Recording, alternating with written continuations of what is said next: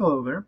This video is going to go over how to install the new printers here at KW Memorial by yourself.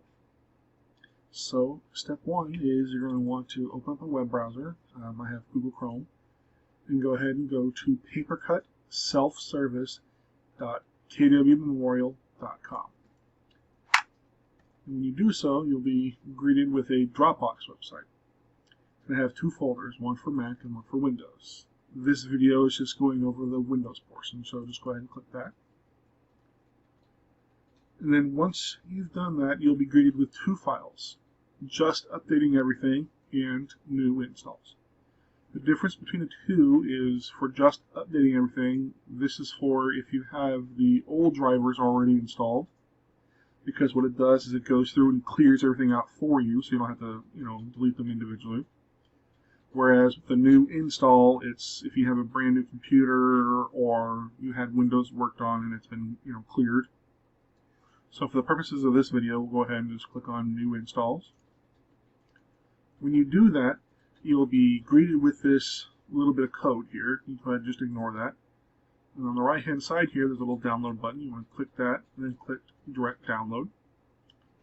Now, depending on your web browsers, most of them will flag this as potentially malicious, and you can go ahead and ignore that. It's nothing to be concerned with. That's just web browsers don't like you downloading code. So for Chrome, you just hit Keep.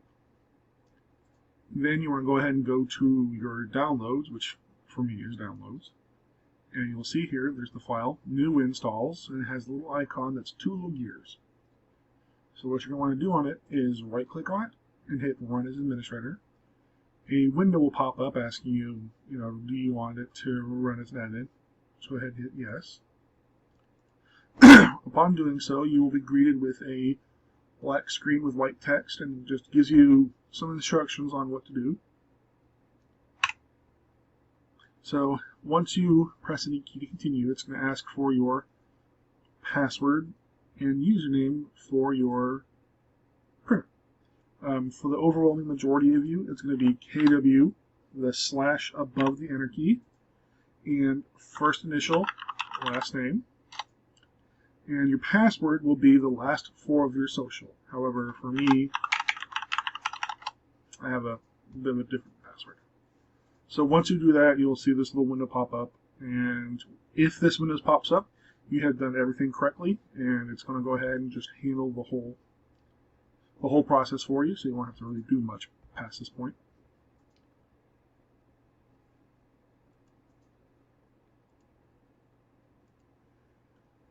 Alright, so it looks like it finished up. So to confirm that it has finished, what you want to do is go to your control panel and go to Devices and Printers. And when you do, you'll see that you have 4 new printers: downstairs black and white, downstairs color, and then upstairs black and white, and upstairs color. So these work just like they did before.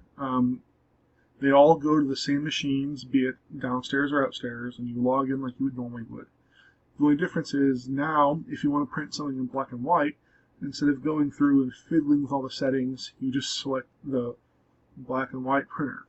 And if you want to print in color, just select the color one. Just a bit of a word of warning here. If you do print to downstairs black and white or upstairs black and white, that's all that's going to come out of that machine. It doesn't matter what settings you choose, we have it set up so that the printer will ignore those and will spit out just black and white if you print to downstairs black and white or upstairs black and white.